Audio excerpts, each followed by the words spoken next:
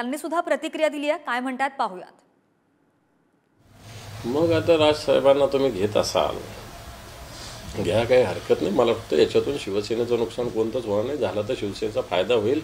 मागच्या सगळ्या लोकसभेचा विधानसभेचा जर इतिहास बघितला तर अशाच हीच गोष्ट होणार. आणि कोणत्या तोंडानं तुम्ही तर आता भारतीय जनता पार्टी तर फार आवाज करत होते राज ठाकरेंच्या विषयी. मग आता तुमचे बाकीचे आलाय काय काय बोलतात ते बघू. राज ठाकरेंच्या ज्या भूमिका होत्या मागच्या वेळेस लाव रे तो व्हिडिओ, राज ठाकरे पुन्हा महाराष्ट्रात फिरले होते, येईल ना ते व्हिडिओ पुन्हा. त्यांच्या भूमिका काय काय होत्या येतील, सगळ्या जगासमोर येतील, महाराष्ट्रासमोर येतील. तर त्यावेळेस योग्य ते उत्तर देऊ. आणि आत्ता लोकसभेची निवडणूक आहे, त्यामुळे ठाणे जिल्हा असेल, ठाणे जिल्ह्यातील तिन्ही लोकसभेच्या जागा असतील, पालघर जिल्ह्यातली एक जागा असेल, ठाणे जिल्ह्यामध्ये भिवंडी असेल, ठाणा असेल, कल्याण असेल, इथे महायुतीमध्ये ते सामील झाल्यानंतर होणाऱ्या लोकसभेच्या निवडणुकीमध्ये त्याचा फायदाच महायुतीच्या उमेदवाराला होईल. विधानसभेच्या निवडणुका अजून 6 महिन्यानंतर आहेत. त्यामुळे आत्ता लोकसभेला ठाणे जिल्ह्यामध्ये मनसे आल्यामुळे महायुतीच्या तिन्ही जागांवरील लोकसभेच्या उमेदवारांना त्याचा फायदाच होईल. भारतीय जनता पक्ष शिवसेनेच्या विचारावरच त्यांचा आधारावर त्यांचा पक्ष आहे. आणि आपल्याला माहिती आहे की उद्धव ठाकरेंच्या वाईट वागणुकीमुळं खरं तर उद्धवजींनी त्याला ढकललेला आहे. राजसाहेबाला उद्धवजींनी ढकललेला आहे. आणि त्यामुळं मला वाटतं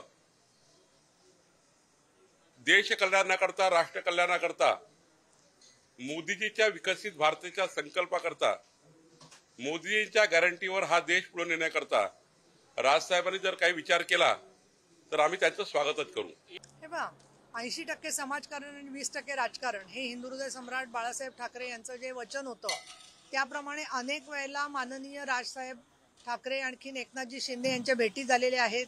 देवेंद्रजी फडणवीस आणि राजसाहेबांच्या भेटी झालेल्या आहेत.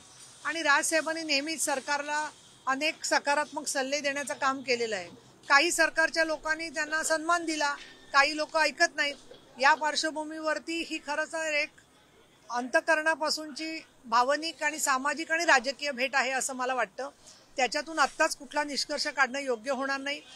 अगर हिंदुत्वाचा विचार अजून भक्कम सगळ्यांना घेऊन अगर होत असेल आणि ह्यांनी विरोधी पक्षांनी वंचितला एकत्र घेतलं तर चालतं, स्वाभिमानी शेतकरी संघटनेला एकत्र घेतलं तर चालतं, जानकरांना भेटलं तर चालतं, आम्ही राजसाहेबांना घेतलं तर मग मिरच्या काय झोमताय?